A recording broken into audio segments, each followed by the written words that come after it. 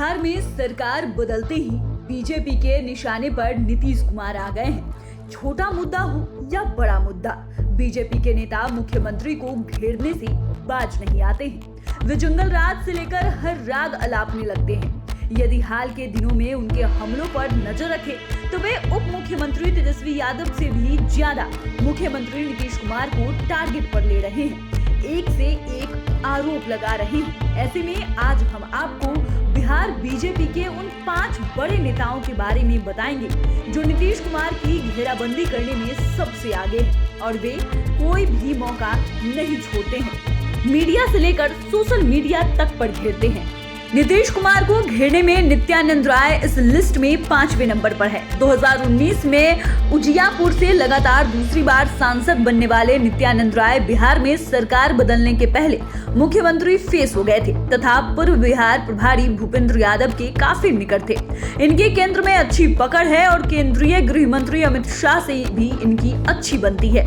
यादव जाति से आने वाले नित्यानंद राय को बीजेपी ने आरजेडी के आधार वोट बैंक यादव जातियों के वोटों की सेंधमारी में लगाया था, लेकिन बहुत अधिक सफलता नहीं मिली। बाद में सियासी घटनाक्रम कुछ ऐसा हुआ कि बीजेपी विपक्ष में आ गई। इसके बाद नित्यानंद राय भी अब नीतीश कुमार पर खूब हमले कर रहे हैं। बता दें कि नित्यानंद राय बीजेपी के काफी कद्दावर नेता है और केंद्र में गृह राज्य मंत्री के पद पर काबिज है।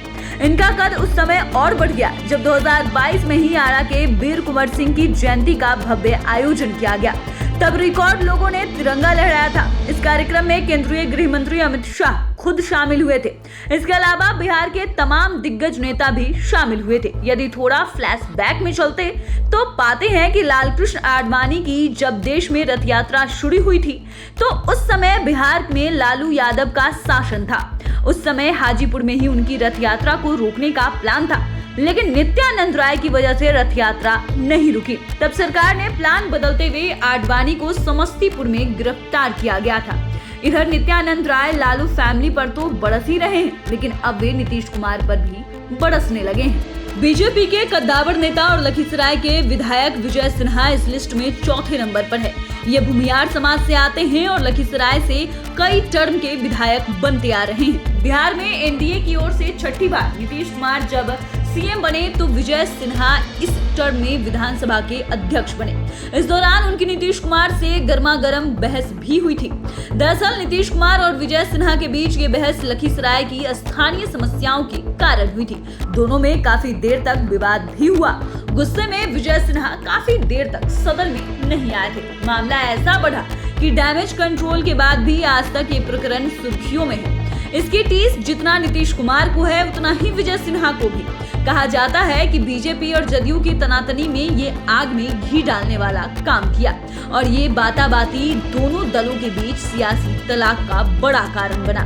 इसके बाद तो नई सरकार में विजय सिन्हा नीतीश कुमार पर टूट पड़ते हैं। इसी को देखते हुए बीजेपी के आलाकमान ने विजय सिन्हा को सदन के अंदर भी नीतीश कुमार पर बरसने की जिम्मेवारी दी है। उन्हें विधानसभा में नेता प्रतिपक्ष बनाया है और महागठबंधन की सरकार में अब तो लालू परिवार से ज्यादा विजय सिन्हा के निशाने पर नीतीश कुमार ही रह रहे हैं। हत्या से लेकर लूट छिनतई तक के लिए भी नीतीश कुमार को ही दोषी ठहराया जाता है।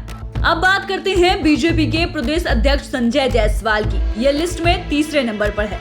दरअसल ये शुरू से ही एक विरोधी की तरह नीतीश सरकार के काम को टारगेट कर रहे हैं। जब बिहार में एनडीए की सरकार थी तब भी संजय जायसवाल नीतीश कुमार पर बरस रहे थे और अब जब यहाँ सरकार बदल गई है, महागठबंधन की सरकार रन कर रही है, तो भला ये अब क्यों चूके।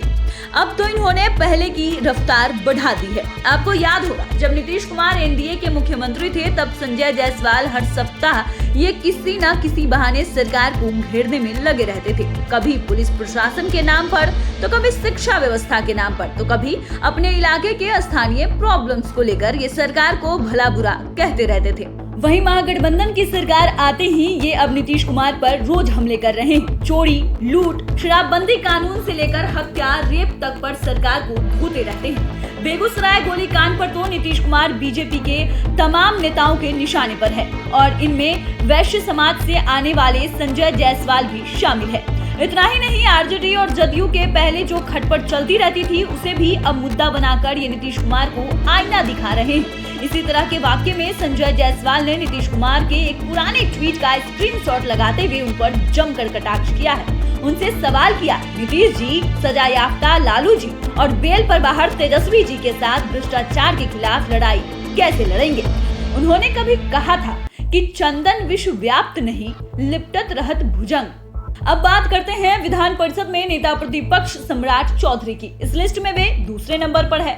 नीतीश कुमार पर ये सबसे तेज और आक्रामक हमला करने के लिए जाने जाते हैं। ये गलत एकदम बर्दाश्त नहीं करते हैं और इसे लेकर सम्राट चौधरी कभी कभी अपनों को भी नहीं छोड़ते हैं। भला विरोधी को ये क्यों छोड़ेंगे? और इसीलिए इन्हें विधान परिषद में इन्हें नेता प्रतिपक्ष की बड़ी जिम्मेदारी दी गई है।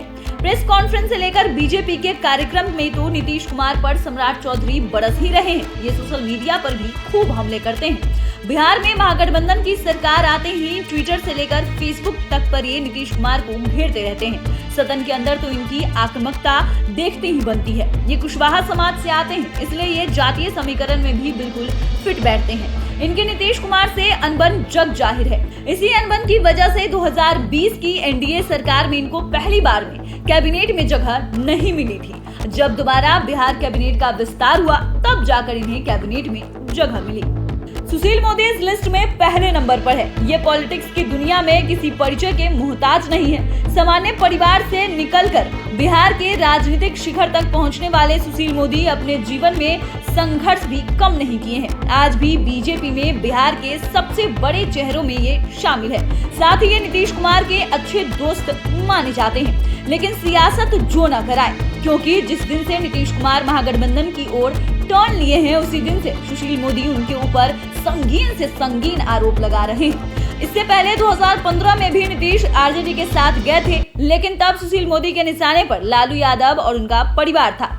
लेकिन इस बार नीतीश कुमार को लेकर बीजेपी कुछ दूसरे तेवर में है और यही कारण है कि बीजेपी के लगभग तमाम वर्गीय नेता नीतीश कुमार पर अब तक के सबसे बड़े दुश्मन की तरह हमले कर रहे हैं। बता दें कि बिहार में 9 अगस्त 2022 को एनडीए सरकार गई और महागठबंधन की सरकार आई और उसी दिन से सुशील मोदी मोर्चा संभाले हुए हैं। खास बात है कि सुशील मोदी अभी बिहार पॉलिटिक्स में किसी पद पर नहीं है।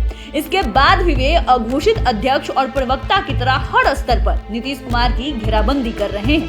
पहले ही दिन सुशील मोदी ने कह दिया कि नीतीश कुमार उपराष्ट्रपति बनना चाह रहे थे। बीजेपी ने भाव नहीं दिया तो उन्होंने एनडीए से रिश्ता तोड़ लिया। इसके बाद केंद्र सरकार की प्रशंसा करते हुए बिहार सरकार पर राशि आवंटन से लेकर जंगल राज तक आरोप लगा रहे हैं। बेगूसराय गोलीकांड को लेकर भी सुशील मोदी ने सीआईडी से लेकर पुलिसिया तंत्र को फेल बताया और इसके लिए भी उन्होंने नीतीश को कटघरे में खड़ा किया। हालांकि नीतीश कुमार किसी भी बीजेपी नेता के आरोप का जवाब नहीं दे रहे, लेकिन सुशील मोदी को इतना जरूर सुना रहे हैं कि आप खूब बोलिए, मेरे ऊपर बोलने से कुछ आपको मिल जाता है तो बोलते रहिए, मेरी भी शुभकामनाएं आपके साथ है। तो फिलहाल के लिए इतना ही। अगर आपने अभी तक चैनल को सब्सक्राइब नहीं किया है तो सब्सक्राइब कर ले। फेसबुक पेज को लाइक करना ना भूलें। वीडियो देखने के लिए आपका